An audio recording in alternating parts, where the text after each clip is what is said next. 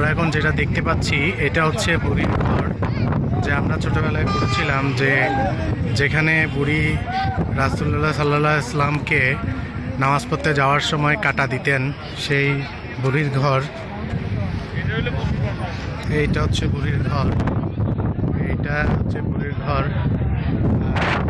আমাদের রাসূলুল্লাহ সাল্লাল্লাহু আলাইহি সাল্লাম যে মসজিদে নামাজ পড়তে যেতেন সেই মসজিদের এটা হচ্ছে সেই রাস্তা, এই ঘিরা দেওয়াটা হচ্ছে রাস্তা। আর যে কাটা দিতেন কাটাগুলো ঠিক এইরকমই ছিল।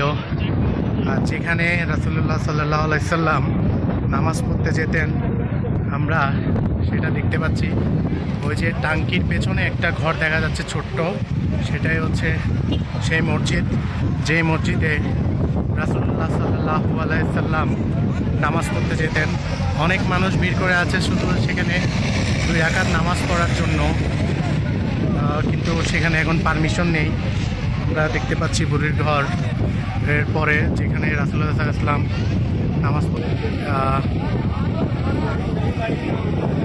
এইখান থেকে দেখা যাচ্ছে স্পষ্ট যে মসজিদে নামাজ পড়তেন।